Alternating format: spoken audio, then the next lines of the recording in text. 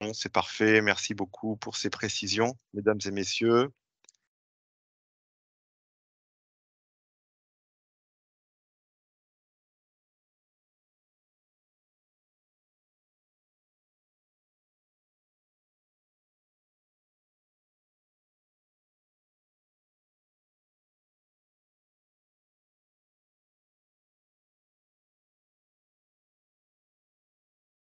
Bien.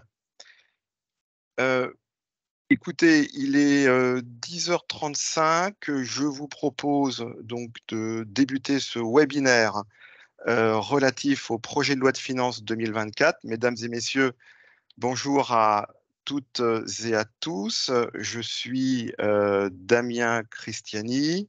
Alors, je connais un certain nombre de personnes qui sont présentes aujourd'hui au sein de ce webinaire.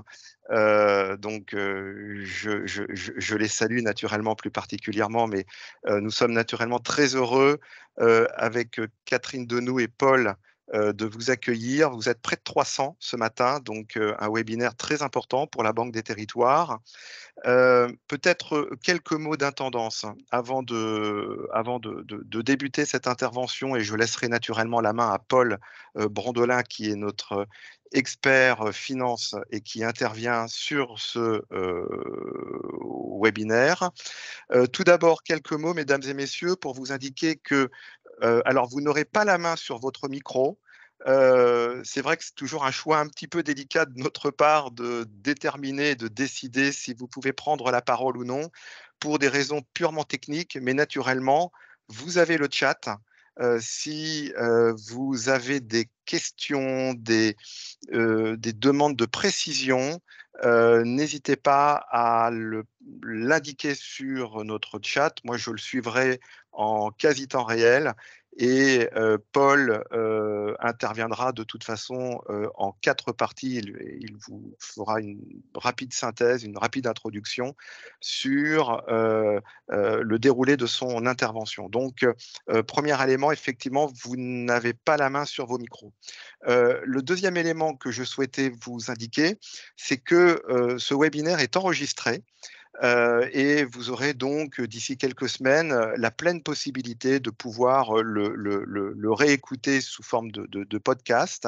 Donc c'est également important pour nous d'avoir une trace naturellement de la richesse des propos et des échanges qui sont les nôtres collectivement. Et puis, le dernier élément que je souhaitais vous indiquer, mesdames et messieurs, pour être tout à fait complet et concret sur ces questions d'intendance, c'est que naturellement, puisque la question m'a encore été posée hier soir, naturellement, vous aurez communication du support d'intervention. Nous souhaitions naturellement, dans un premier temps, que ce webinaire s'organise pour effectivement vous présenter l'ensemble de ces dispositions au titre du PLF 2024, mais nous vous communiquerons ce document dans la foulée de cette intervention. Alors, quelques mots d'introduction. Tout d'abord, pour vous dire que ce webinaire est organisé par la Banque des Territoires, par Territoire Conseil, que vous connaissez très probablement, hein, qui est un service d'intérêt général porté par le groupe Caisse des dépôts. C'est un service qui, en son sein, dispose de ce qu'on appelle le SRJF, le service de renseignement juridique et financier, avec le numéro de téléphone qui s'affiche sous vos yeux, qui est un service gratuit pour les communes et les EPCI de moins de 20 000 habitants. Alors, nous sommes actuellement sur une refonte du service, mais naturellement, la possibilité de pouvoir solliciter nos experts est pleine et entière. Donc, c'est un service qui est ouvert du lundi au vendredi de 9h à 19h. C'est un service qui existe depuis de très nombreuses années, puisque ce service de renseignement juridique et financier a déjà répondu à près de 200 000 questions depuis sa création en 1989. Et il intervient, donc vous l'avez compris, pardon, il intervient, vous l'avez compris, donc sur toutes les questions à caractère juridique, financier, en dehors des questions relatives au statut de la fonction publique territoriale, puisque vous êtes très régulièrement, je pense, accompagné par votre centre de gestion qui peut répondre à l'ensemble des questions d'ordre statutaire, juridique, ayant trait notamment aux ressources humaines. Voilà. Alors, avant de laisser la main à Paul, qui va naturellement se présenter dans un instant, je souhaitais, mesdames et messieurs, vous rappeler peut-être quelques éléments de contexte financier à l'aune de l'engagement du débat parlementaire autour du projet de loi de finances. Quelques éléments de contexte, et je pense que vous l'avez constaté dans vos communes, dans vos territoires, un exercice budgétaire et financier 2023 qui est marqué toujours par les effets de l'inflation. Je pense que vous l'avez constaté notamment sur les charges à caractère général, notamment sur les charges à caractère énergétique, sur ce qu'on appelle le 6612, hein, sur l'électricité, le gaz.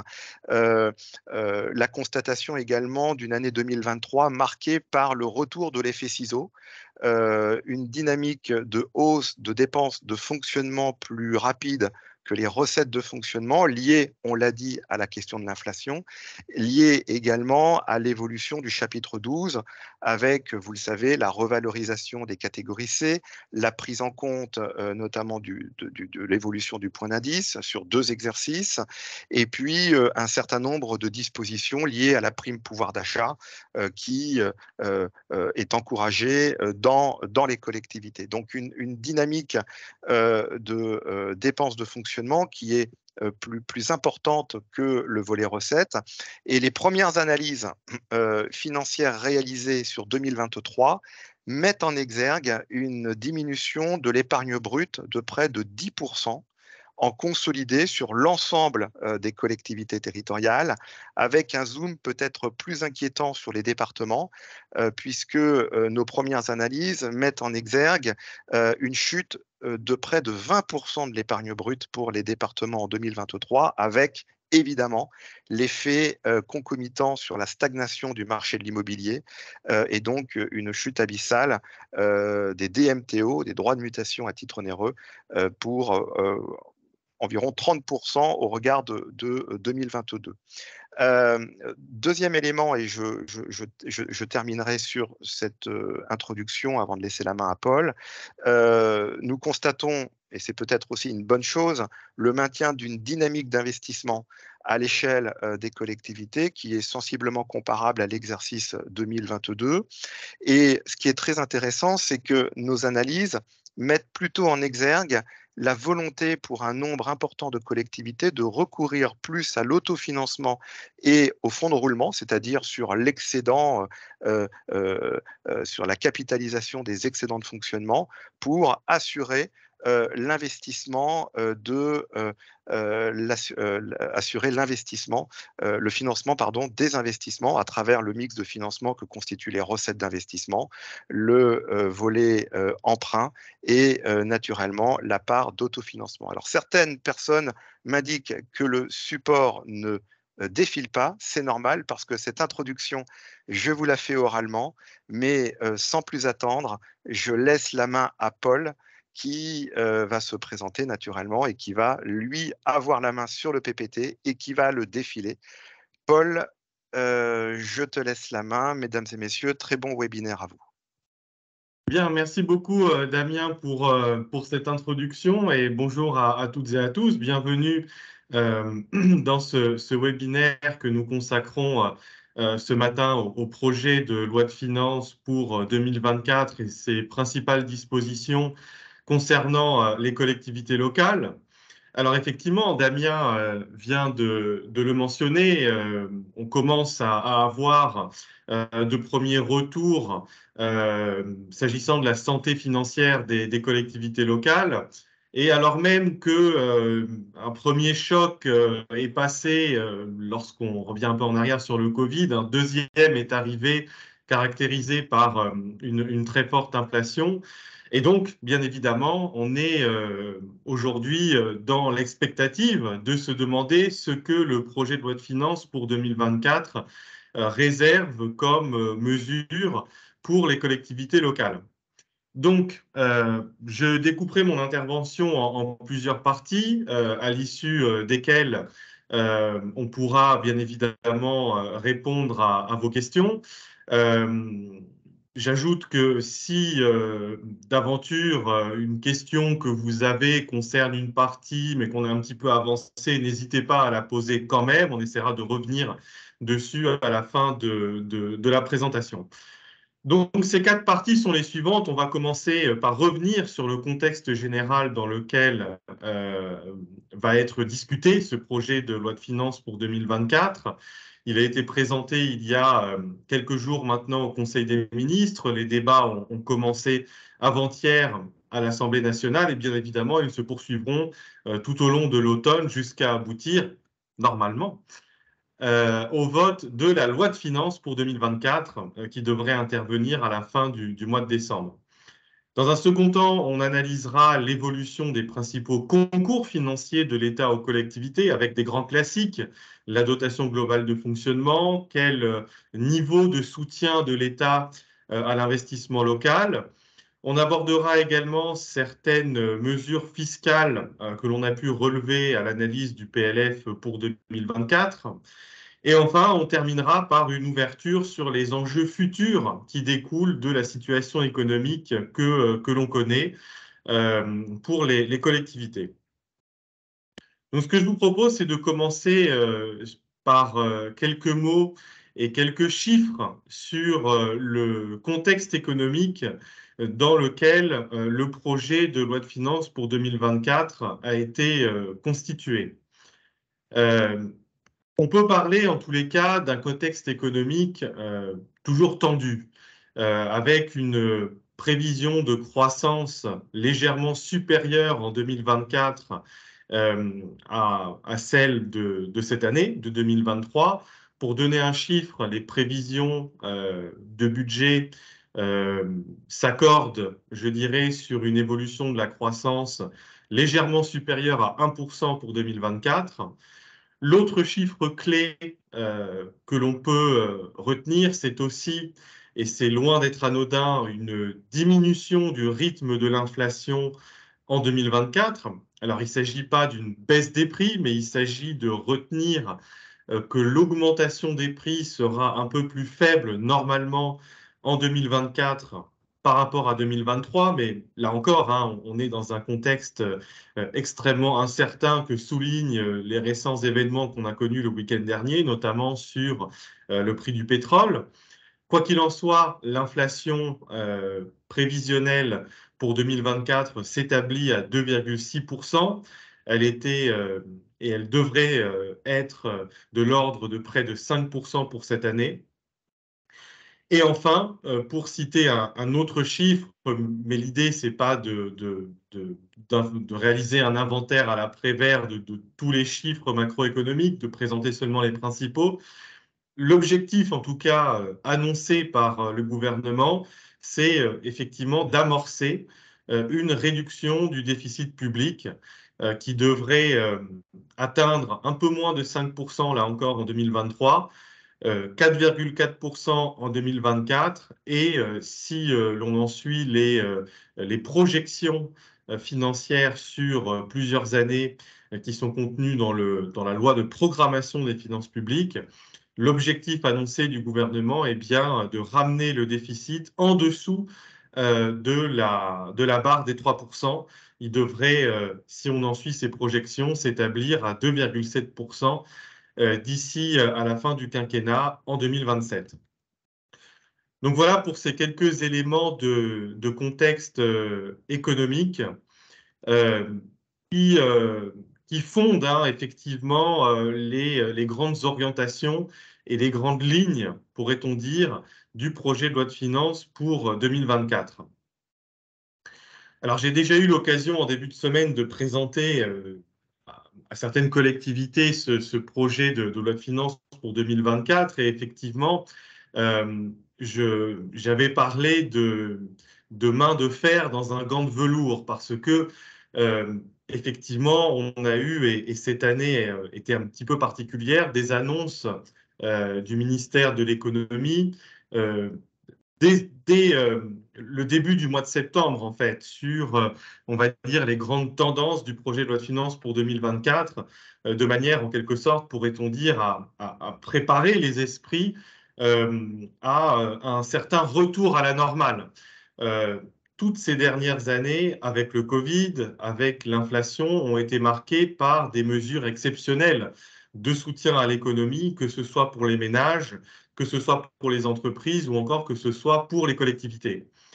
Donc là encore, l'objectif et le contenu de ce projet de loi de finances pour 2024 va dans le sens de réaliser un certain nombre d'économies, notamment par la fin des dispositifs exceptionnels de soutien s'agissant de l'inflation.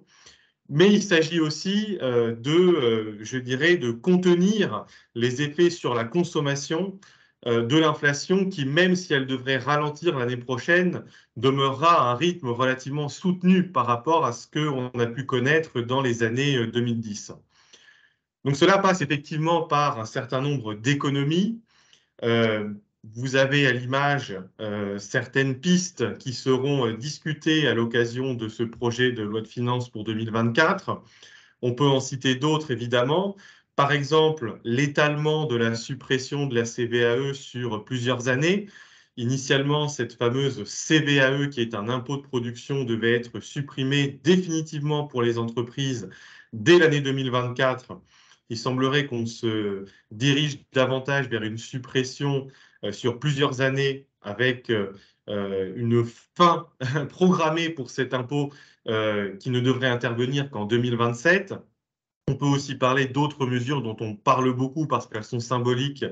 C'est la fin des avantages du gazole non routier pour les secteurs du BTP et de l'agriculture. Bref, il y a un certain nombre de mesures, effectivement, d'économie assez drastiques dans ce projet de loi de finances pour 2024. Et en effet miroir, face à cela, on a aussi des dépenses qui sont consenties par l'État, notamment des dépenses qui visent à favoriser la transition écologique dans un certain nombre de secteurs économiques. Là encore, vous avez à l'image les principales mesures. Elles sont rappelées dans une partie spécifique du projet de loi de finances pour 2024, signe que le gouvernement, s'il y avait des choix à faire, met vraiment des moyens en face de cette nécessité de cette transition écologique. Et effectivement, il y a peu de secteurs qui ont été oubliés. On va avoir effectivement des moyens débloqués pour la rénovation des logements, pour la rénovation des bâtiments de l'État, mais aussi et surtout pour deux aspects très importants que sont l'énergie et la mobilité. Alors, on aura l'occasion de revenir plus en détail sur les mesures spécifiques aux collectivités en matière de transition écologique un petit peu plus tard dans la présentation. Et puis, bien évidemment, il y a en plus de cela, toujours dans cette idée de soutenir la demande face à la crise inflationniste, des mesures fortes, comme par exemple l'indexation du barème de l'impôt sur le revenu sur l'inflation ou encore l'indexation des principales prestations sociales et des retraites, là aussi sur l'inflation. Bon an, mal an, l'idée de ce projet de loi de finances, c'est quand même de réaliser des économies et de revenir à une politique économique en rythme de croisière pour tâcher bien, de sortir définitivement de ces régimes d'exception que l'on connaît depuis 2020 et la crise du Covid. Dernier point que je souhaitais aborder en matière de contexte de ce projet de loi de finances pour 2024, c'est aussi un chiffre, bien évidemment, que vous attendez pour eh bien, constituer vos budgets pour l'année prochaine. C'est évidemment tout ce qui va relever de l'évolution des valeurs locatives. Euh, c'est une source de débat, bien évidemment. En 2023, ces valeurs locatives qui servent à l'établissement des taxes foncières que vous percevez en tant que commune et intercommunalité, eh bien, elles ont augmenté de plus de 7%, 7,1% pour être précis. L'estimation que l'on peut faire aujourd'hui pour l'année prochaine, c'est une évolution encore relativement élevée, puisque comprise probablement entre 4 et 4,5%. Alors, vous le savez, cette évolution des valeurs locatives servant à l'établissement des taxes foncières, elle dépend de l'inflation constatée l'année précédente, c'est-à-dire que pour 2024, il faut considérer l'inflation observable en 2023, et c'est donc à l'issue des chiffres collectés par l'INSEE au mois de novembre que l'on aura le chiffre définitif. Donc, début décembre, on sera en mesure de vous dire effectivement avec certitude quelle sera l'évolution des valeurs locatives pour 2024. Alors, nul doute que sur ce point précis, il y aura encore une fois des débats au Parlement. Faut-il ou non plafonner cette évolution? Le gouvernement a fait le choix de ne pas le faire en 2023 pour ne pas grever les marges de manœuvre des collectivités. On verra si d'autres décisions seront prises pour 2024. En tout cas, cette idée de plafonnement d'évolution des valeurs locatives n'a pas été retenue à ce stade dans le projet de loi de finances pour 2024 qui est actuellement soumis à l'arbitrage des parlementaires. Je ne me prononce pas encore sur les évolutions des fractions de TVA. Je sais que c'est un chiffre effectivement attendu, notamment par les EPCI, puisque c'est la TVA qui compense pour elle la suppression d'un certain nombre d'impôts locaux. Euh, Contrairement effectivement aux évolutions des valeurs locatives, euh, il est encore plus difficile d'estimer cette évolution des fractions de TVA, puisque c'est sur l'année même que le constat se fait. Alors, l'année dernière, à peu près à la même époque, on avait eu un communiqué du ministre du Budget indiquant effectivement quelles allaient être les évolutions de fractions de TVA définitives pour l'année en cours. On n'a pas encore eu d'informations sur ce sujet. On reste bien évidemment attentif, mais pour 2024, il me semble encore un peu prématuré pour faire des projections. On en saura sans doute davantage lorsqu'on reviendra vers vous au début du mois de janvier, lorsqu'on parlera de la loi de finances définitive pour l'année prochaine. Donc voilà quelques informations de contexte que je pouvais vous donner. C'est la fin de cette première partie. Si il y a déjà des questions en la matière, je suis disponible pour y répondre. Après, on passera au second volet de la présentation et on rentrera davantage dans le vif du sujet en évoquant l'évolution des concours financiers de l'État aux collectivités pour l'année prochaine. Bien, merci beaucoup Paul pour cette première séquence très didactique sur les éléments à caractère macro et effectivement la question notamment de l'évolution des valeurs locatives est un sujet central dans la préparation budgétaire des collectivités et sans dire de bêtises, sur les 3 dernières années en consolidé, on doit toucher environ près de 15% d'évolution de ces bases locatives, en dehors du choix discrétionnaire de chaque conseil municipal ou conseil communautaire d'appliquer une évolution des taux de fiscalité sur l'évolution de ces bases. Y a-t-il des questions, des observations, mesdames et messieurs, d'ores et déjà sur cette première partie? Pour le moment, non. C'est que manifestement tout a été clair. Alors certaines ou certains d'entre vous nous indiquent que le PPT n'est pas visible. Alors oui, effectivement, nous avons une difficulté pour mettre ce document en plein écran. Nous avons déjà eu des soucis en début de semaine sur d'autres visios. Le confort de lecture n'est peut-être pas le plus optimal. Nous vous prions naturellement de bien vouloir nous en excuser. Mais néanmoins, bon, je pense qu'on peut lire l'essentiel et vous aurez encore une fois naturellement communication donc de ce document après cette visio. Voilà. Paul, je pense que tu peux introduire la deuxième partie de ton intervention. Merci. Merci beaucoup, Damien. S'agissant de la présentation du document, on va essayer de changer de méthode en ne le diffusant pas en plein écran, en espérant que vous pourrez quand même vous repérer. Sur cette deuxième partie des concours financiers de l'État, bien évidemment, ils s'inscrivent, pourrait-on dire, dans la droite ligne de ce qu'on vient d'évoquer et du contexte économique dans lequel est construit le projet de loi de finances pour 2024. Alors, je ne vais pas faire durer le suspense plus longtemps. Je pense que l'une des grandes attentes de ce matin, c'est effectivement pour vous d'avoir des informations sur l'évolution prévue par le gouvernement s'agissant de la dotation globale de fonctionnement. Alors, il y a déjà pas mal d'informations qui ont filtré en amont d'ailleurs de la présentation officielle de ce PLF lors du Conseil des ministres du 27 septembre dernier.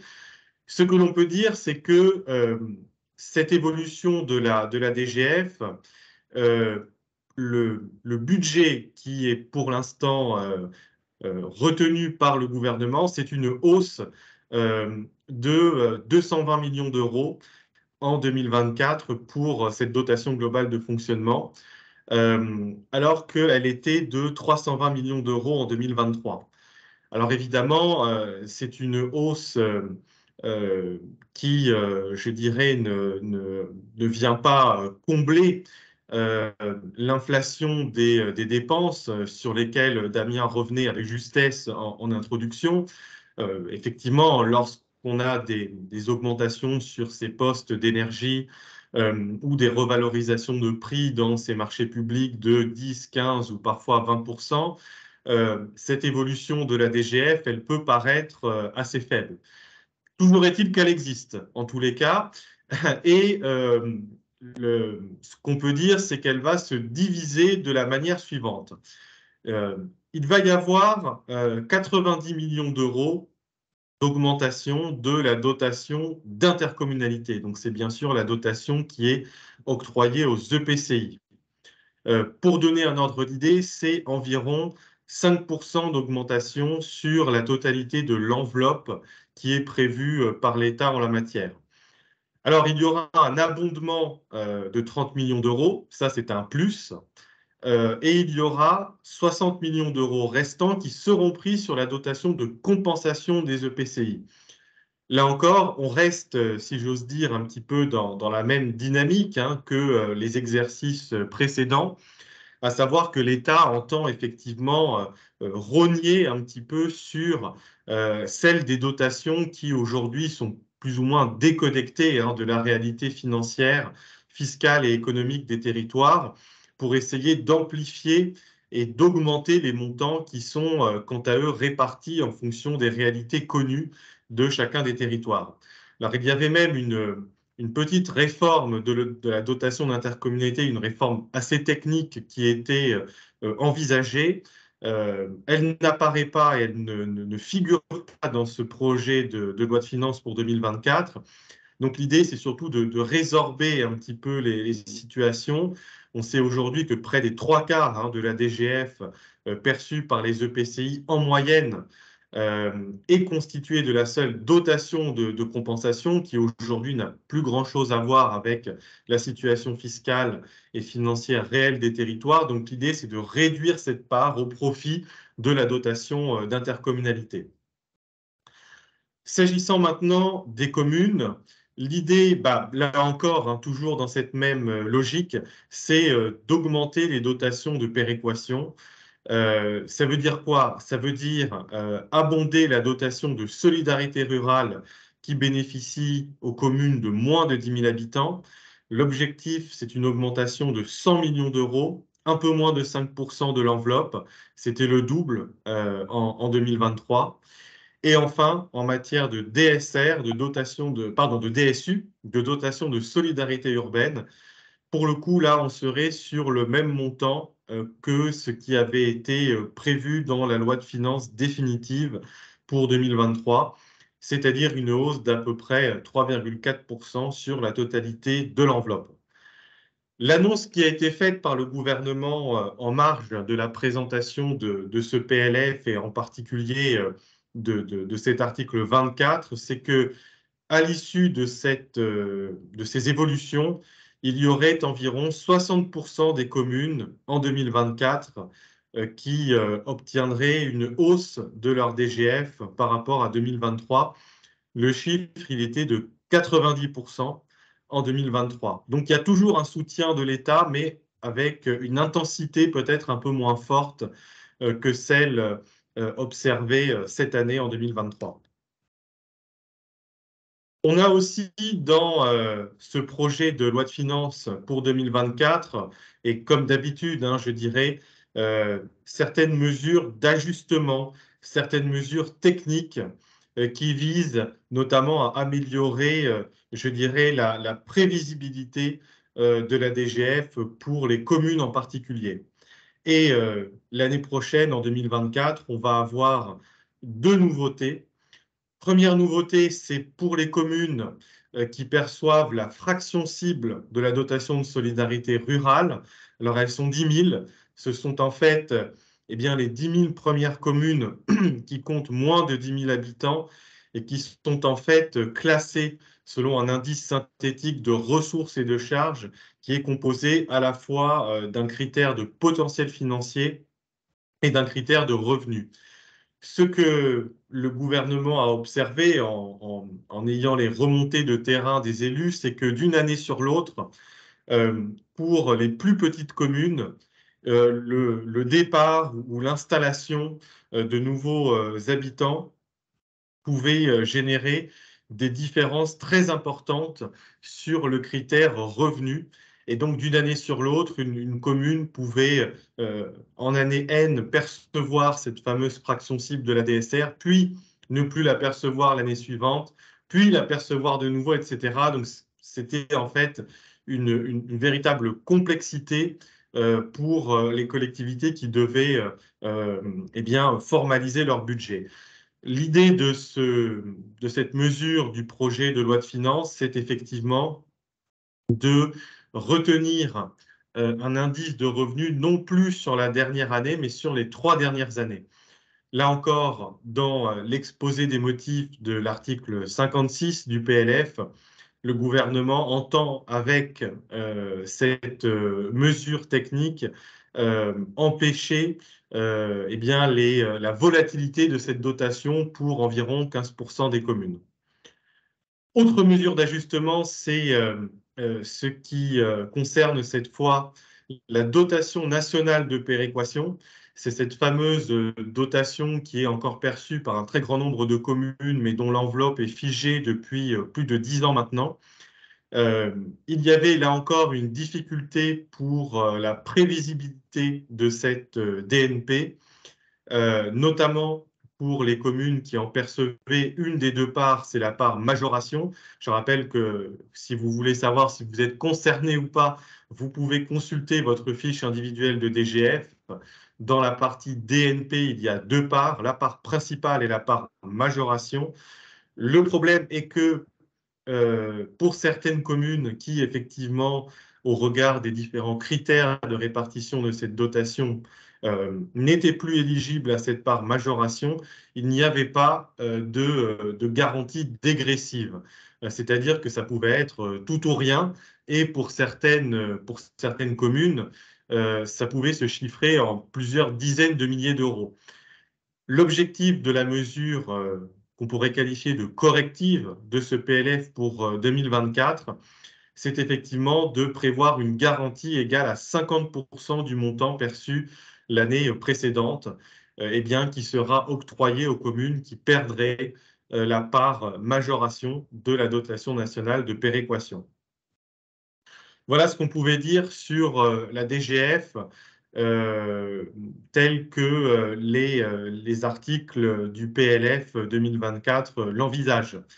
Il y a bien évidemment d'autres mesures qui sont des mesures d'ordre, je dirais, technique, qui n'auront pas d'impact direct sur le niveau de vos charges et de vos ressources.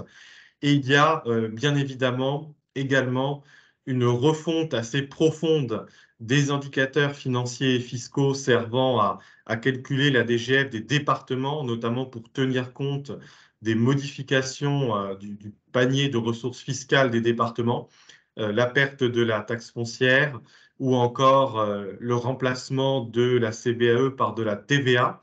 Euh, je n'en dis pas plus. On n'a pas aujourd'hui encore de projection financière qui nous permettrait d'avoir une analyse véritablement approfondie de ces éléments. Autre point très important qui concerne l'ensemble des concours financiers de l'État aux collectivités, c'est ce qu'envisage le gouvernement en matière de soutien à l'investissement local.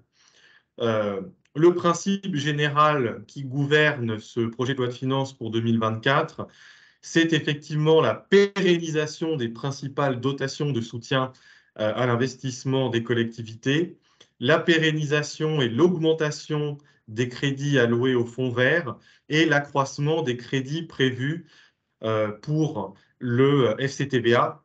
C'est exactement ce que disait Damien en préambule de cette présentation. L'investissement des collectivités locales étant de retour après des années de difficultés liées au Covid, il est naturel que l'État prévoit en conséquence un accroissement du FCTVA. Si on rentre un petit peu dans le détail, vous avez certains chiffres qui sont affichés dans cette diapositive. Si on somme la DSIL, la DETR, la DSID et le Fonds national d'aménagement des territoires, on reste sur une mesure environ de 2 milliards d'euros. S'agissant du fonds vert, on va avoir un accroissement des crédits qui sont dédiés avec 2,5 milliards d'euros en crédits ouverts pour 2024. C'est 500 millions de plus qu'en 2023. Et en plus de cela, s'agissant du FCTVA, il est très important de le souligner, mais je pense que beaucoup d'entre vous ont déjà eu l'information, c'est l'intégration dans l'assiette des dépenses éligibles des dépenses d'aménagement de terrain.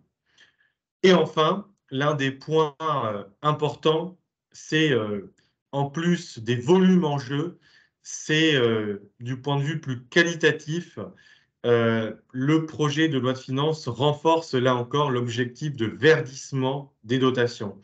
C'est-à-dire que désormais, de 25%, on va passer à 30% des projets financés par de la DSIL qui vont devoir concerner ou en tout cas intégrer une problématique de transition écologique. Et là encore, ce sera aussi le cas pour d'autres dotations qui n'étaient pas nécessairement concernées avant. Je veux parler de la DETR et de la DSID. Donc, ce sont des mesures qui font réagir. Les termes du débat sont les suivants. Effectivement, il y a des territoires pour lesquels eh bien, les mesures peut-être de transition écologique ne sont pas les mesures qui sont absolument prioritaires et effectivement, certaines associations d'élus locaux eh bien, font état de, là encore, d'une sorte d'entrave à la liberté donnée aux collectivités de développer et d'investir sur des sujets qu'ils pourraient librement choisir, pourrait-on dire. Et enfin, pour terminer sur ces mesures concernant les concours financiers de l'État, on peut également évoquer, dans le prolongement de ce qu'on vient de dire sur le verdissement des dotations, certaines modifications qui vont concerner la dotation de soutien de l'État aux communes pour la biodiversité et les aménités rurales. Alors, ce n'est pas seulement un changement de nom qui est opéré par l'État cette année, c'est effectivement un changement déjà de mesure, puisque cette dotation de soutien qui est versée à un certain nombre de communes, son enveloppe était de 42 millions d'euros en 2023, elle va passer à 100 millions d'euros en 2024. Et il va y avoir également une modification de la logique, pourrait-on dire, de cette dotation. Jusqu'ici, on avait effectivement plusieurs enveloppes fermées dont les montants étaient alloués à certaines communes dont le territoire était situé sur un certain nombre d'aires protégées limitativement énumérés dans la loi. Il pouvait s'agir des sites Natura 2000, des parcs nationaux, des parcs naturels marins ou encore des parcs naturels régionaux. À compter de 2024, en fait, toutes les communes rurales au sens de l'INSEE, dont une partie significative du territoire, c'est ainsi que l'expose l'article, est couverte par une aire protégée, pourront bénéficier de la dotation. Les critères de répartition seront la population et la superficie couverte par l'aire protégée, et on devrait avoir davantage d'informations concernant la nature de ces aires protégées par décret. Mais en tous les cas, c'est une évolution importante qui témoigne aussi de la volonté du gouvernement d'accompagner le plus de collectivités rurales possible dans les mesures et les actions qu'elles pourraient prendre à leur niveau dans le cadre des aires protégées.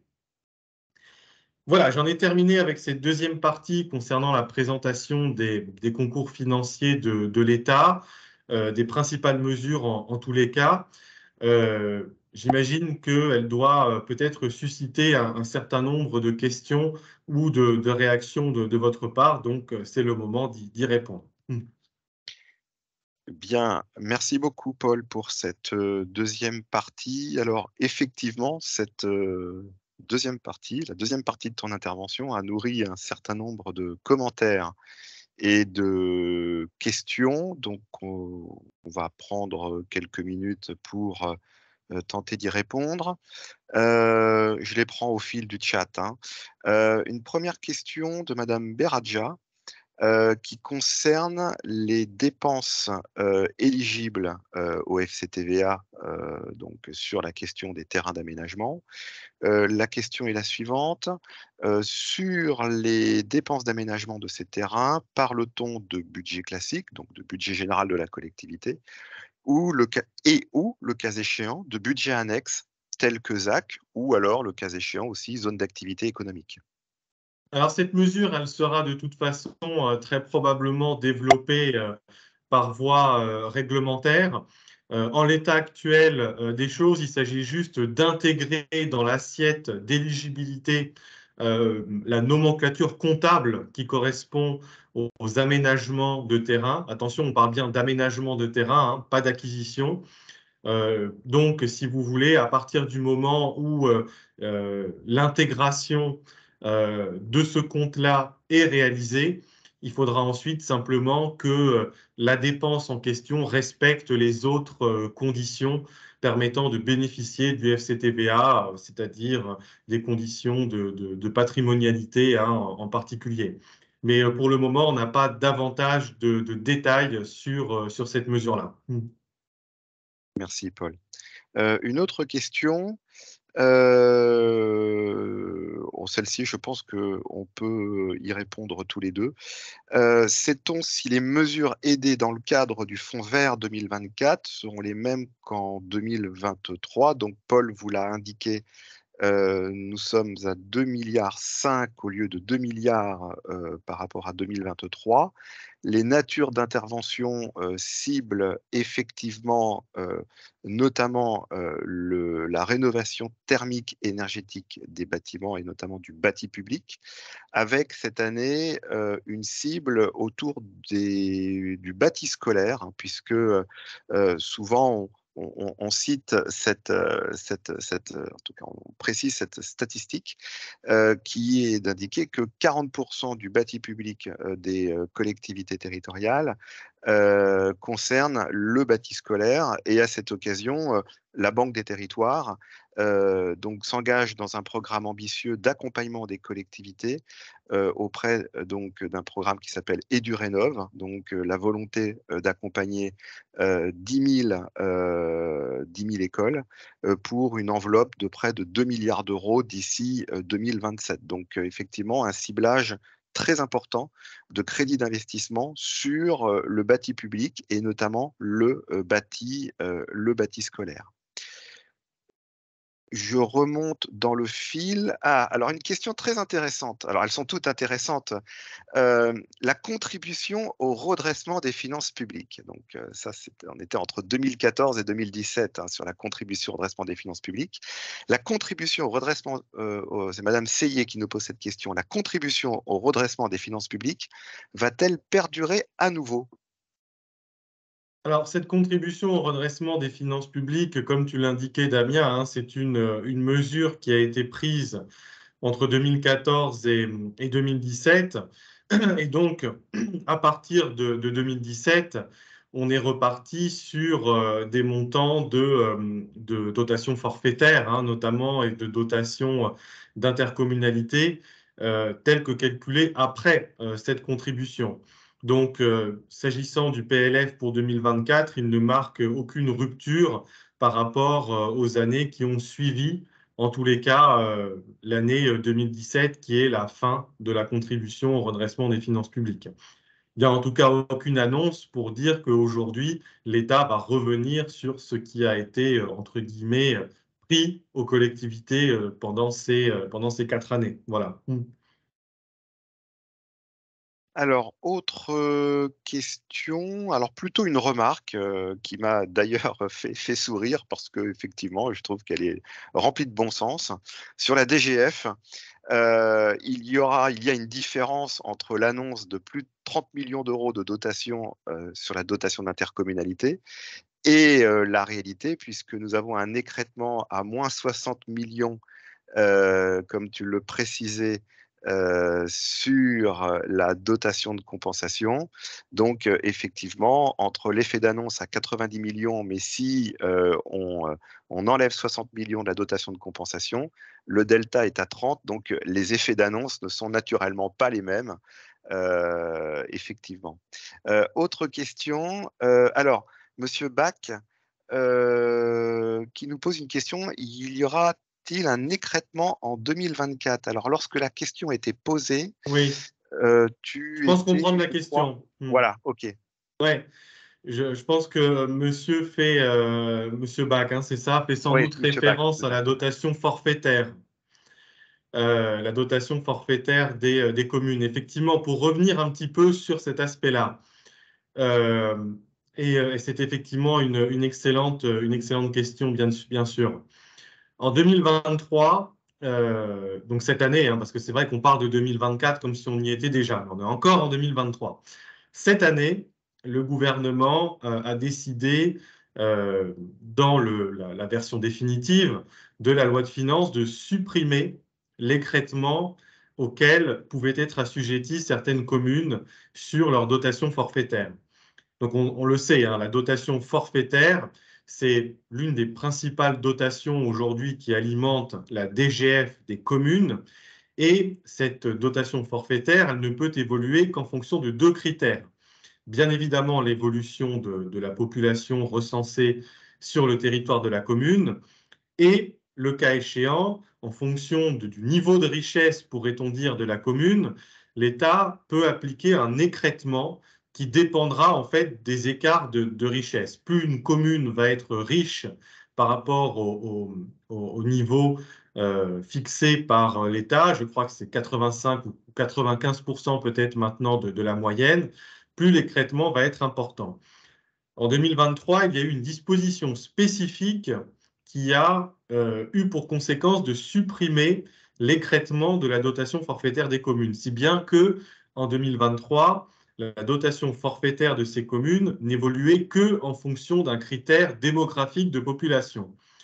De ce que nous, on a pu comprendre en analysant les articles dédiés à la DGF dans ce PLF 2024, cette disposition ne serait pas reconduite pour 2024.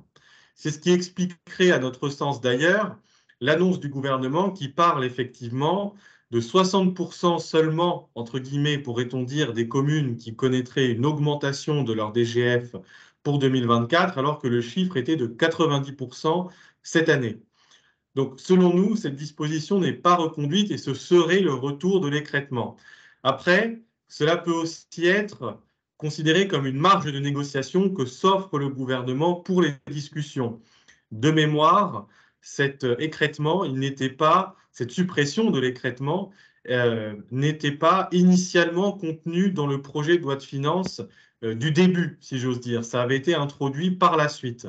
Donc, est-ce que ça va être une option, une marge de négociation? C'est encore difficile de le dire. C'est pour ça qu'on n'a pas, à ce stade-là, fait une diapositive spécifique sur le sujet. C'est qu'on pense qu'il peut y avoir des évolutions en la matière à l'occasion des débats qui vont arriver. Voilà. Bien, merci Paul. Alors, je regarde les questions. Nous avons une question de Monsieur Garcia sur les aménités rurales. Tu viens d'en parler à l'instant. Oui. 100 millions d'euros en 2024, c'est la dotation déjà existante sur les aménités rurales. Point d'interrogation. Alors non, en 2024, c'est 100 millions d'euros et en 2023, c'était 41,6 millions d'euros. Donc on a un doublement. Mais encore une fois, c'est une dotation dont la logique va un petit peu changer. Avant, on avait plusieurs enveloppes distinctes allouées aux communes situées sur différentes aires protégées qui étaient listées. J'espère que vous avez la diapositive à l'écran, c'est la diapositive 12, Elle est dotation là. de soutien à la biodiversité. Elle est là, d'accord. À compter de l'année prochaine, ce sont toutes les communes rurales, mais au sens de l'INSEE, dont une partie importante du territoire est située sur une aire protégée, peu importe laquelle, la liste sera établie par décret, qui pourront bénéficier de la dotation. Donc en fait, aujourd'hui, c'est difficile de dire si cet accroissement de l'enveloppe va générer pour les communes qui bénéficiaient déjà de cette dotation une augmentation, puisqu'on sait que le gâteau va être plus grand, mais comme il y aura davantage de communes concernées parce qu'il y aura une extension des aires éligibles, il y aura aussi un gâteau plus grand, mais davantage de parts à couper. Donc on est effectivement en attente de ces informations-là. Il faudrait effectivement qu'on puisse disposer de la fiche d'impact de cette mesure, mais malheureusement, on n'a pas pu la récupérer pour l'analyser plus en détail. Voilà. Merci Paul. Je vais prendre encore quelques minutes, hein, puisque les questions sont nombreuses, hein. Ça nourrit effectivement un intérêt tout à fait fort. Alors peut-être une question qui va faire le lien avec la troisième partie de ton intervention, hein, je crois, sur les questions fiscales. Alors, question qui nous est posée, est-il question de retoucher au coefficient correcteur? Alors non, il n'y a pas de disposition spécifique dans le projet de loi de finances pour 2024, de mesures, on va dire, qui arriveraient un petit peu à retardement pour corriger tous les défauts identifiés de la réforme et de la suppression de la taxe d'habitation sur les résidences principales, donc pas de nouveautés en la matière. Très bien. Et je prends peut-être une dernière question. Alors, on revient un instant sur la contribution au redressement des finances publiques. Une question de Monsieur Sirdé. N'y a-t-il pas une contribution au redressement des finances publiques dans la loi de programmation des finances publiques, à savoir une augmentation inférieure de 0,5% des dépenses de fonctionnement par rapport à l'inflation? Alors, c'est un sujet qu'on abordera bien évidemment un tout petit peu plus tard dans notre présentation, mais on peut déjà bien évidemment répondre à votre question. Il y a dans cette loi de programmation des finances publiques qui passera sûrement avec le 49.3 un objectif donné aux collectivités de ne pas augmenter plus que l'inflation, moins 0,5% leurs dépenses de fonctionnement. Mais ça n'est pas une contribution au redressement des finances publiques à proprement parler, c'est-à-dire tel que on l'a connu entre 2014 et 2017, où là, il y avait clairement des moins hein, dans les fiches de DGF. C'est un objectif chiffré, bien évidemment, mais ce n'est pas un objectif qui non plus sera encadré par des dispositifs techniques du style contrat de Cahors, ni par des dispositifs de sanctions. Donc il n'y a pas aujourd'hui je dirais, de mise à contribution directe des collectivités. Les observations qui ont été faites par les associations d'élus, c'est que l'État fait effectivement un certain nombre d'annonces d'augmentation des dotations, d'augmentation de la DGF, d'augmentation des dotations de soutien à l'investissement local. Euh, Mais effectivement, ces annonces sont contrariées par la logique économique qui, en fait progresser le soutien à l'État à un rythme inférieur à l'inflation. Mais il n'y a pas de reprise directe dans le budget des collectivités d'une forme ou d'une autre, d'une certaine forme de contribution au redressement telle qu'on l'a connue il y a presque 10 ans maintenant. Ça ne nous rajeunit pas, dis donc. J'ai l'impression que c'était encore hier. Oui, et effectivement, pour compléter ton propos, la philosophie des contrats de Cahors, avec la volonté de limiter notamment la dynamique d'évolution des dépenses de fonctionnement, n'est pas réintégrée à travers la future loi de programmation des finances C'est ça. publiques. Voilà. Une dernière question, puisque je vois que le temps tourne. Alors, celle-ci me plaît bien, Paul. C'est toujours une question de Monsieur Bach, qui est d'humeur taquine manifestement ce matin. Une indexation de la DGF à l'inflation est-elle utopique, Paul? Tu as 2 heures. Je pense qu'effectivement, elle est très peu probable à ce stade des discussions. On parlerait plus de quelques dizaines de millions d'euros, mais de milliards. Et c'est en tout cas absolument pas le chemin qui semble être emprunté aujourd'hui par Bercy dans sa logique de, je dirais, de résorber le déficit public. Moi, ce que je pense, c'est que le levier de négociation que c'est garder l'État dans sa main, c'est peut-être de revenir une année de plus sur la suppression de l'écrêtement de la dotation forfaitaire, mais à mon sens, certainement pas d'aller jusqu'à une inflation de la DGF sur l'inflation. Une dernière question, Paul, de Monsieur Wemmel. Qu'en est-il des fractions de correction sur les potentiels fiscaux et financiers et sur l'effort fiscal? Alors, on n'a pas de mesures particulières sur les communes et les intercos, à mon sens, dans le projet de loi de finances pour 2024.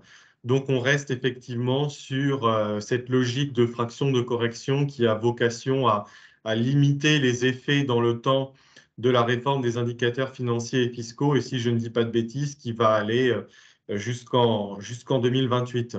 Vous avez effectivement dans vos fiches individuelles de DGF, y compris même si vous ne l'avez pas à portée de main, vous pouvez retrouver ces informations sur la page dédiée de la DGCL, le niveau des fractions de correction qui s'appliquent déjà sur le potentiel et sur l'effort fiscal. Bien, merci Paul pour ces réponses à toutes ces questions. Sans plus attendre, mesdames et messieurs, je vous propose de passer à la troisième partie de cette intervention. Bien, merci beaucoup Damien et merci beaucoup pour vos questions et vos réactions. Une troisième partie sur les mesures fiscales qui sera en effet un petit peu plus courte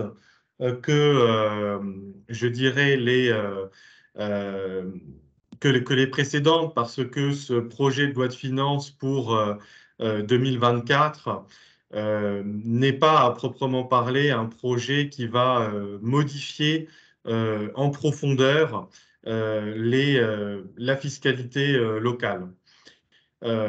Parmi ces mesures, on a effectivement une mesure phare qui est la réforme des zonages.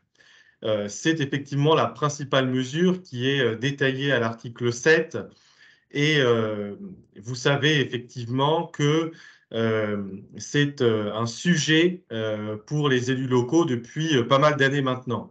On a aujourd'hui des systèmes de zonage qui permettent effectivement à certains territoires et sous certaines conditions de faire bénéficier à leurs entreprises d'exonération, soit d'impôts sur les bénéfices, soit d'exonération sur certains impôts locaux, mais il y avait clairement aujourd'hui, du fait de la multiplicité des dispositifs, un manque de visibilité. Alors, on va avoir deux cas. On va avoir dans un premier temps une prorogation de certains zonages existants, notamment pour les dispositifs visant les zones urbaines et visant les territoires économiques en reconversion. Je n'en fais pas la liste, vous l'avez à l'écran et de toute façon, le document vous sera transmis à l'issue de la présentation, comme l'a rappelé Damien. En revanche, on peut regarder un petit peu plus en détail ce qui va se passer pour les dispositifs de soutien aux entreprises dans les territoires ruraux. Aujourd'hui, on a trois principaux zonages. On a les zones de revitalisation rurale, on a les zones de revitalisation des commerces en milieu rural et on a également les bassins d'emploi à redynamiser.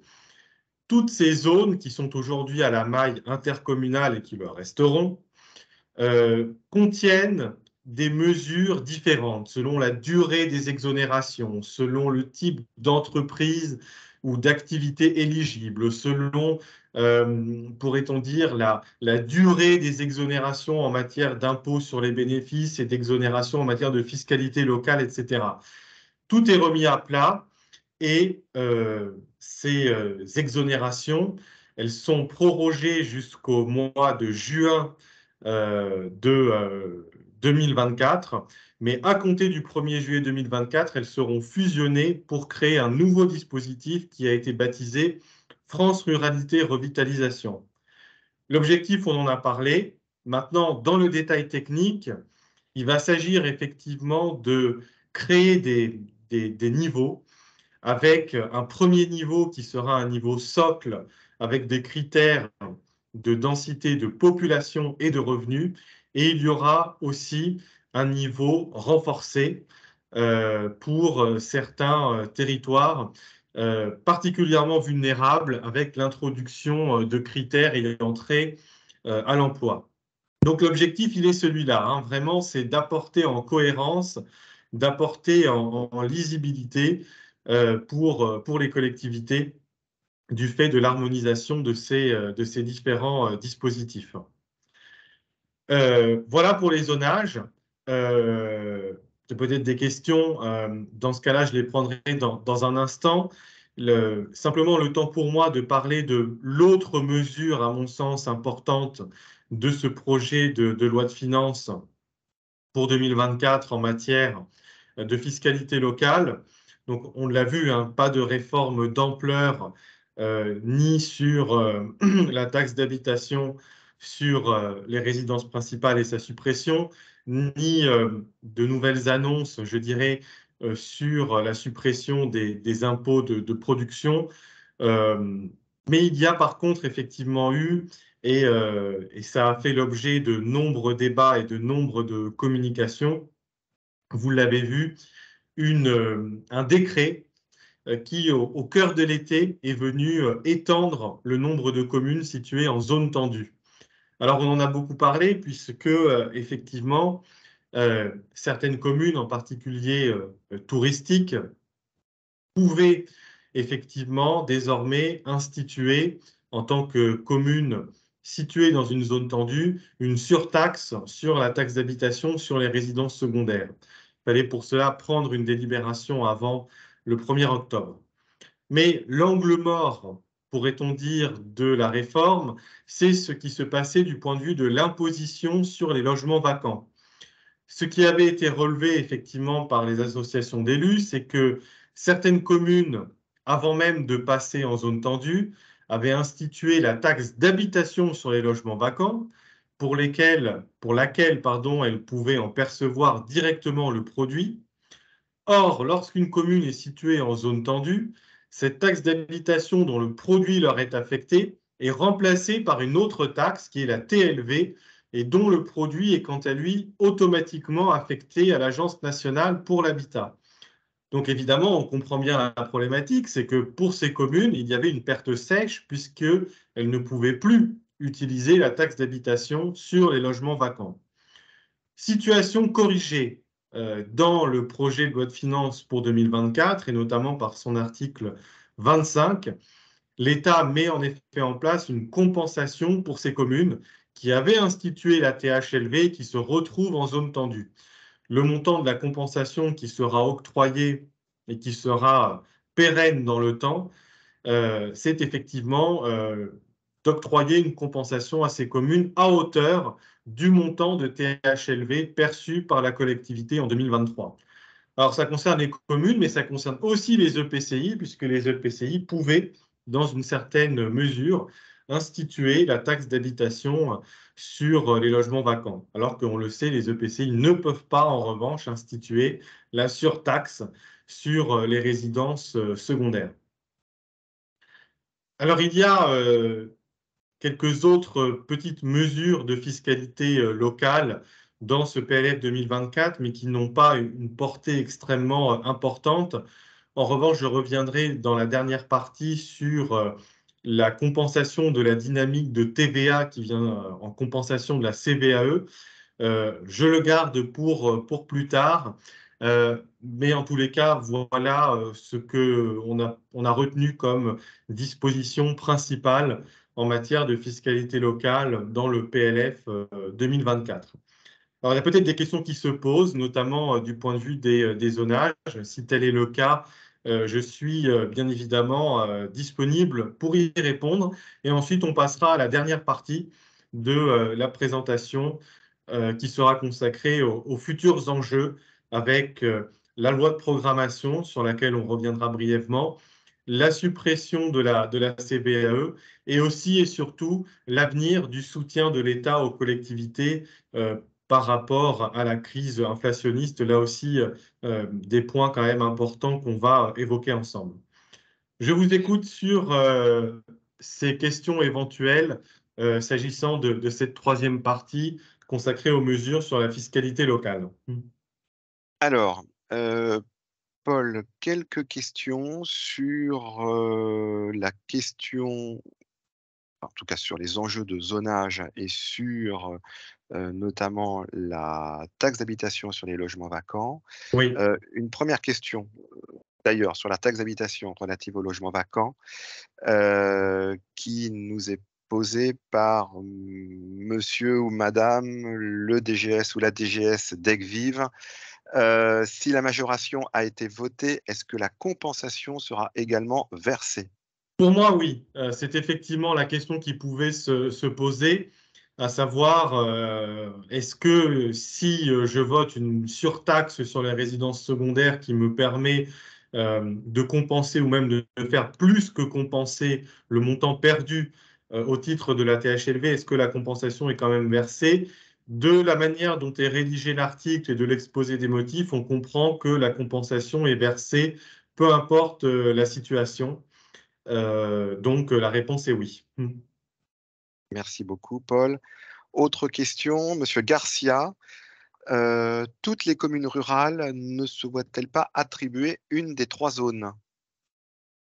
Alors, pour l'instant, c'est effectivement un peu tôt pour le dire. Il va y avoir effectivement un certain nombre de dispositions qui vont être précisées par décret. Ce que je peux dire effectivement de toute façon, c'est que ce seront des critères assez proches de ceux qui existaient avant. On parle de densité de population et de revenus. Et comme je l'indiquais, il y aura un zonage sur deux niveaux. Un niveau socle et un niveau renforcé pour les territoires plus particulièrement en difficulté. Ce que je peux ajouter aussi, c'est que on a pu se procurer la liste des départements dans lesquels toutes les communes seront de toute façon intégrées au dispositif de zonage France Ruralité Revitalisation. C'était aussi une question que l'on pouvait se poser. Je n'ai pas eu le temps de modifier le document en temps et en heure, mais ce que l'on peut dire, c'est que seront de toute façon situés dans seront compris dans le dispositif toutes les communes de 6 départements qui connaissent effectivement une densité de population très faible et également un revenu assez sensiblement inférieur à certains éléments de référence que l'État a fixés. Ce sont donc toutes les communes des départements de la Creuse, du Cantal, de la Haute-Marne, de l'Indre, de la Meuse et de la Nièvre. Voilà ce que je pouvais aussi rajouter en complément avec ce que j'ai évoqué tout à l'heure.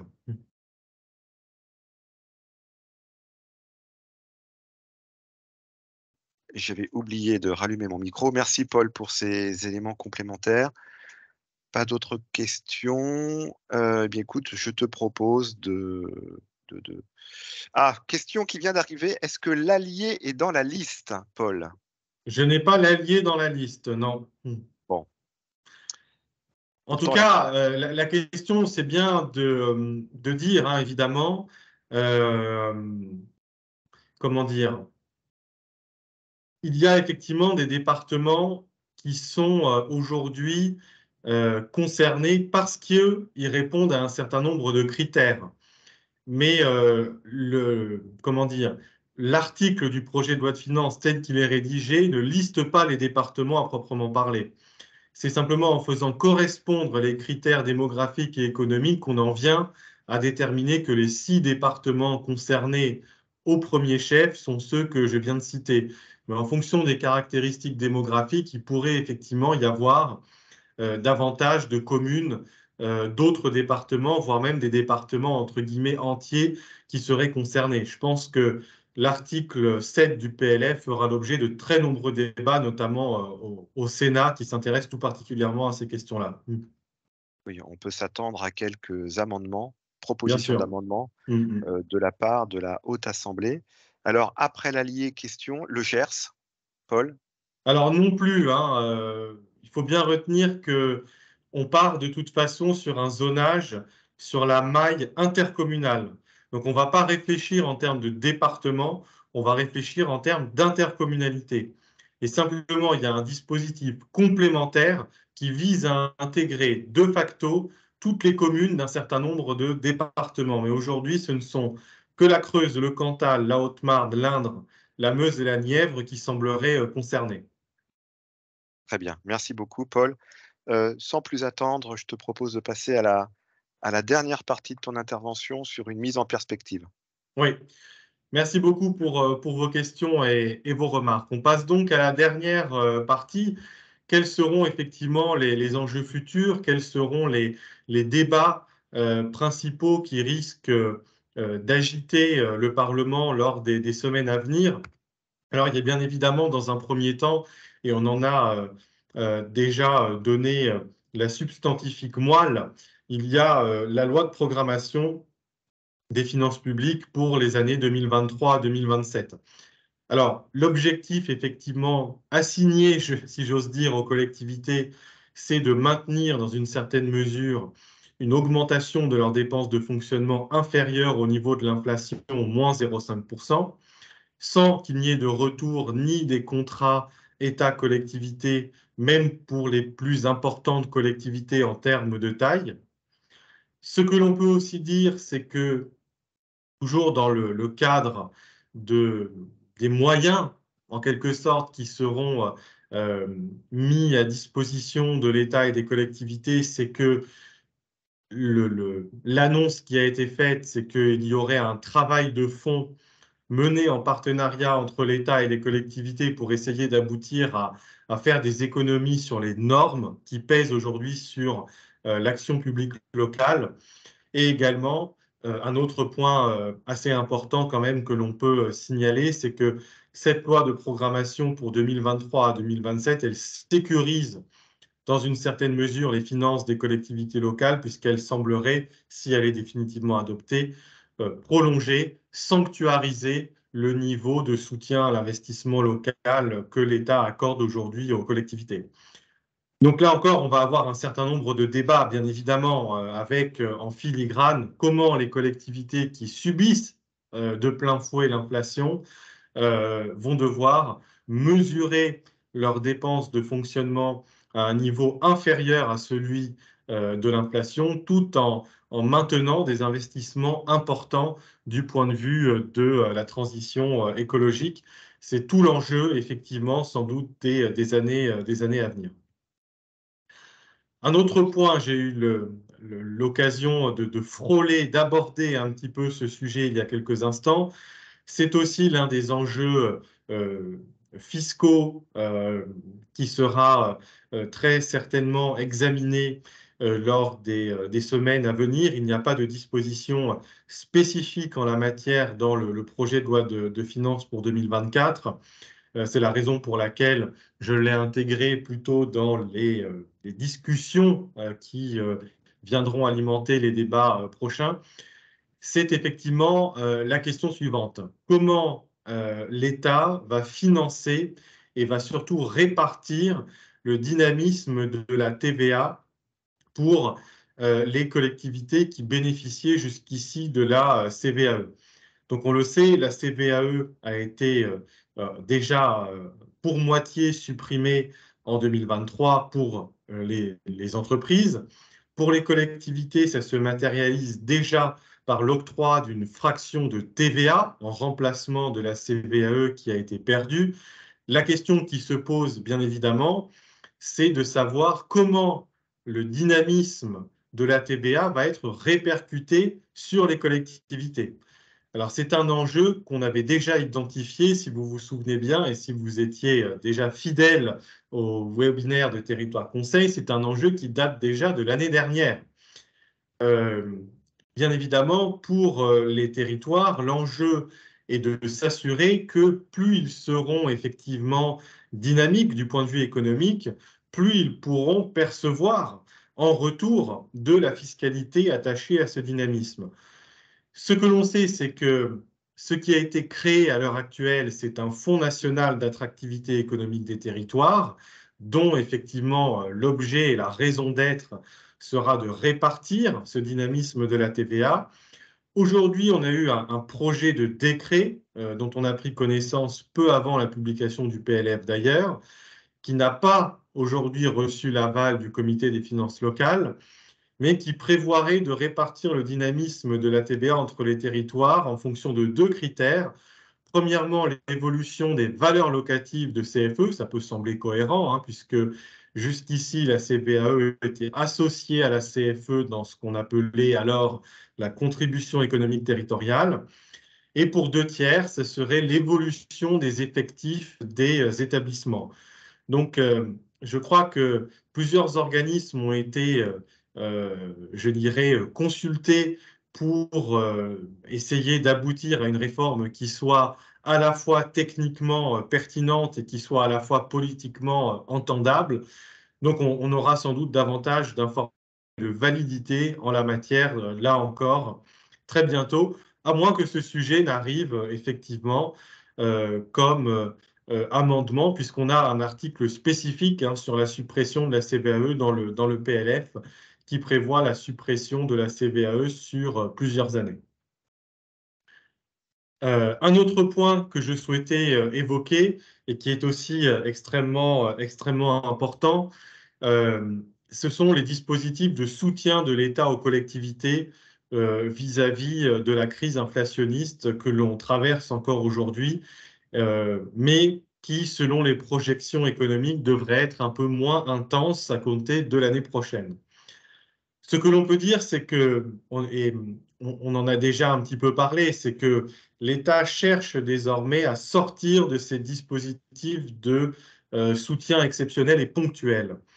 Ce qui sous-entend et ce qui veut dire que le projet de loi de finances pour 2024 ne prévoit pas la création d'un nouveau filet de sécurité. On se souvient qu'il y avait eu une disposition déjà au moment du Covid, puis au moment de la crise effectivement inflationniste, qui visait certaines collectivités qui effectivement subissaient une perte importante d'épargne brute, perte d'épargne brute qui était la conséquence d'une augmentation importante de leurs dépenses en matière d'énergie. Il n'y aura pas de nouveau filet de sécurité pour 2024. En tout cas, ce n'est pas une mesure qui est retenue dans le PLF pour 2024. En revanche, est prévu au budget 400 millions d'euros pour financer le solde du filet de sécurité pour 2023, puisque bien évidemment, ça n'est qu'au printemps 2024 que l'on aura l'arrêté des comptes des collectivités pour leur budget de 2023, et il y a bien un dispositif de soutien qui existe pour 2023. Pour mémoire, ce qui avait été budgété initialement, c'était 1,5 milliard d'euros. Au final, on devrait aboutir à seulement, entre guillemets, 400 millions d'euros. Donc, un dispositif dont l'étendue et l'ampleur a été effectivement moins importante qu'attendue. Alors, toujours effectivement dans ce PLF pour 2024, on a eu assez peu de communication de la part du gouvernement sur l'avenir des dispositifs de soutien, en particulier aux collectivités. Ce que nous, on en retient et ce que nous, on en comprend, c'est qu'il semblerait que pour 2024 soit de nouveau reconduit le fameux bouclier tarifaire sur l'électricité, qui permet effectivement au gouvernement d'introduire, pourrait-on dire, des niveaux de tarifs réglementés de vente inférieurs pour limiter la hausse des tarifs qui est attendue au 1er février prochain. Ce bouclier tarifaire, il concerne surtout les plus petites structures. Et encore une fois, on n'a malheureusement à ce stade pas de chiffres extrêmement précis à vous communiquer. On se souvient que sur les années précédentes, l'État était intervenu, hein, et avait effectivement pris des positions pour limiter l'augmentation des tarifs de l'électricité. Alors, je lis ça de mémoire, il me semble que c'était 4% de hausse maximum en 2022 et 15% en 2023. On verra quel sera effectivement l'arbitrage qui sera fait en 2024. En revanche, le principal changement, effectivement, c'est que il semblerait bien, je parle au conditionnel, que ce soit la fin de l'amortisseur électricité qui, lui, visait effectivement à ce que l'État prenne en charge à partir d'un certain niveau de consommation et de contrat les dépenses des collectivités. On se souvient que c'était compris, je crois, entre 180 et 450 euros mégawattheure en fonction des contrats qui avaient été souscrits par les collectivités auprès de leurs fournisseurs d'énergie. Les annonces qui ont été faites, effectivement, c'est qu'il y aura peut-être un soutien ponctuel de l'État pour les collectivités qui ont dû, je dirais, renégocier leurs contrats au plus fort de la crise inflationniste, c'est-à-dire à la fin de l'année 2022. Mais il faut quand même s'attendre à ce que ce soit la fin de cet amortisseur électricité en 2024. Je termine cette présentation par les autres débats et pour celles et ceux qui êtes fidèles, pardon, à nos webinaires, vous savez que j'apprécie et j'aime parler aussi des grands absents parfois des mesures de loi de finances. Alors pas parce que ça me manque à titre personnel, mais parce qu'on en a effectivement beaucoup parlé, je dirais, lors des différents échanges entre gouvernement et associations d'élus. On pensait effectivement qu'il y aurait des mesures en la matière dès le projet de loi de finances pour 2024 et en fait, ce n'est pas le cas. Il y avait deux dispositifs en particulier dont on a beaucoup parlé. C'était les budgets verts et un nouveau dispositif assez novateur d'auto-assurance des collectivités. Autant le dire tout de suite et conclure cette présentation, il n'y aura pas en 2024 une obligation faite aux collectivités de produire des budgets verts. Certaines collectivités, un certain nombre d'entre elles déjà, principalement des grosses collectivités, se sont lancées dans ces démarches-là. Il n'y a pas à ce stade d'obligation d'extension de ces budgets verts eh bien, à l'ensemble des collectivités, mais je pense quand même qu'il faut dès maintenant retenir que ce sont des options qui sont dans la main du gouvernement, car l'objectif est de verdir en quelque sorte la dette des collectivités et de les inciter à aller vers toujours plus effectivement de mesures en faveur de la transition écologique. Quant au dispositif d'auto-assurance des collectivités, en tant que technicien, c'était quelque chose qui effectivement nous faisait un peu saliver. On s'est dit, chouette, un nouveau dispositif, quel sera son contenu, comment va-t-il fonctionner? Bon, aujourd'hui, on en est très clairement, encore une fois, au stade de la réflexion sur ce dispositif. On n'en connaît pas le contenu, on n'en connaît pas le calendrier. L'idée sous-jacente serait effectivement de permettre aux collectivités de stocker dans une certaine manière les excédents qu'elles pourraient générer. Forcément, comme l'a rappelé Damien au tout début de cette présentation, la dégradation des équilibres financiers d'un certain nombre de collectivités n'encourage pas aujourd'hui à je dirais, à la mise en forme concrète de ce genre de mesures. Mais en tout cas, c'est une piste à suivre et en tous les cas, une piste qu'on suivra avec attention dans les semaines et les mois qui viennent. Voilà, j'en ai terminé avec la présentation des principales mesures et cette dernière partie. S'il y a des questions, je suis bien sûr disponible pour y répondre. Merci Paul. 11h59, bravo hein, pour la fin de ton intervention. Naturellement, nous allons prendre les dernières questions. Moi, je souhaitais simplement compléter ton propos sur les grands absents au titre du PLF 2024. Effectivement, la question de la budgétisation verte des collectivités est au centre de toutes les attentions depuis maintenant plusieurs mois et nous pensions que le nouveau ministre au compte public, Thomas Cazenave, qui était un peu le fer de lance de ce sujet, allait proposer quelque chose de par sa nomination au sein de l'équipe gouvernementale. On s'est interrogé également sur tous les dispositifs facilitant notamment le recours à l'investissement et notamment un assouplissement des modalités de calcul des ratios de désendettement en matière de dette Mhm. qui naturellement aujourd'hui focalise tout à fait légitimement l'attention des collectivités sur ce fameux plafond de verre qui est inscrit à hauteur de 12 années d'endettement rapporté à l'épargne brute des collectivités et qui évidemment nourrit souvent beaucoup d'inquiétudes de la part des gestionnaires de collectivités lorsque leur ratio de désendettement est très volatile. Et manifestement, donc, le projet de loi de finances pour 2024, pour le moment, ne réintègre pas également ces différents éléments. Je prends quelques minutes pour les dernières questions. Alors,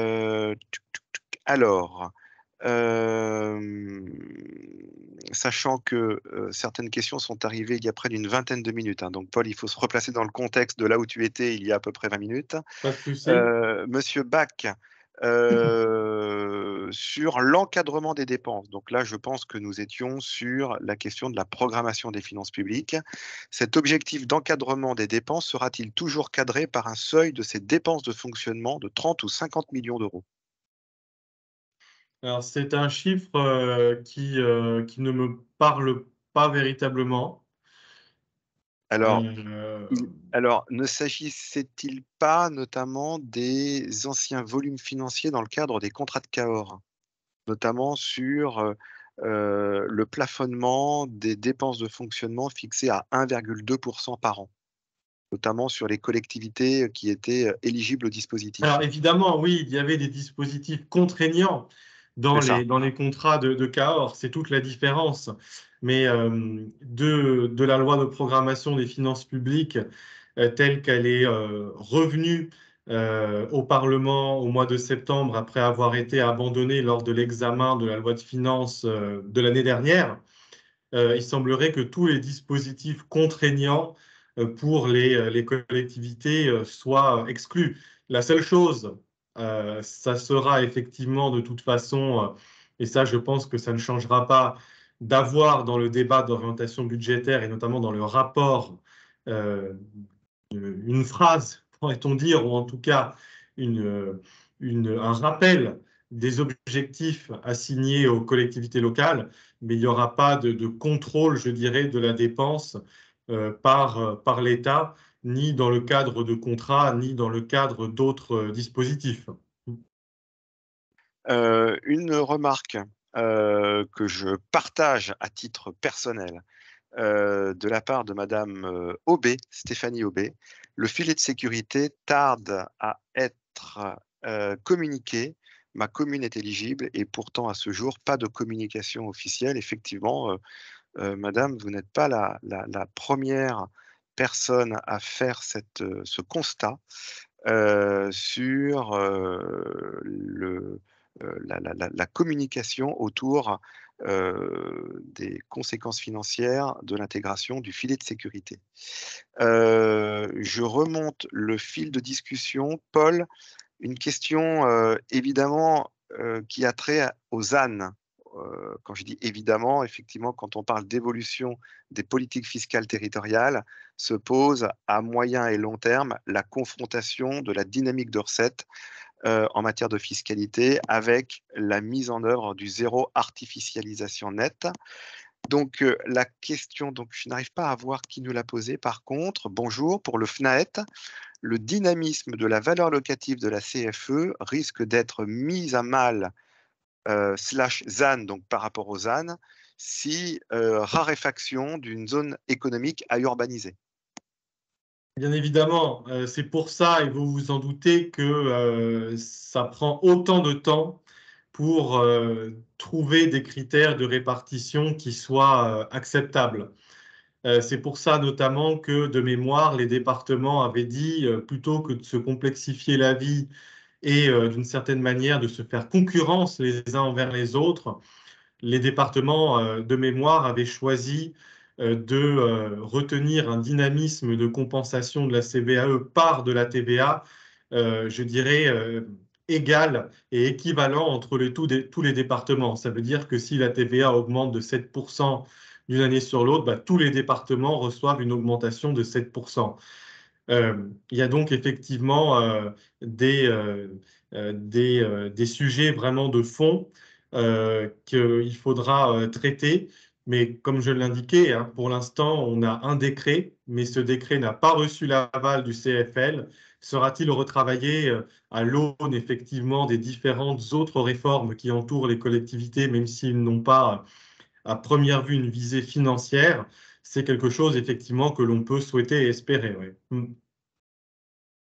Bien, eh bien, écoutez, mesdames et messieurs, je pense que nous avons fait à peu près le tour des questions. Alors, avant de vous quitter, que nous nous quittions mutuellement, alors quelques questions d'intendance.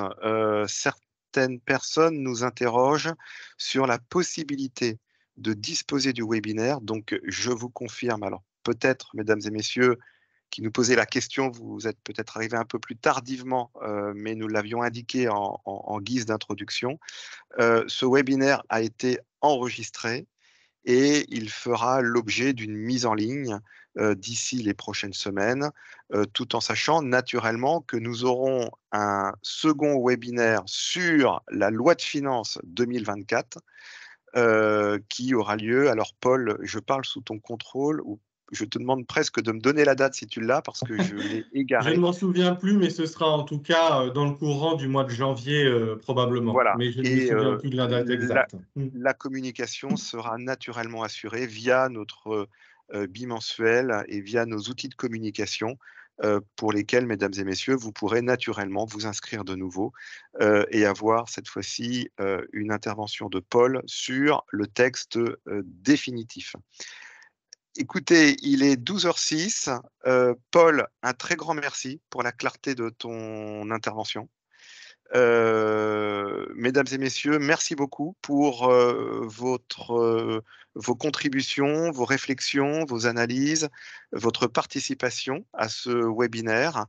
Je vous rappelle très vite le numéro de téléphone qui vous permet d'accéder à notre service de renseignement juridique et financier. Il s'agit du 0970 808 809, donc un service gratuit proposé par la Banque des Territoires, hein, qui, vous le savez, est intégré au groupe Caisse des dépôts, un service qui est ouvert du lundi au vendredi de 9h à 19h.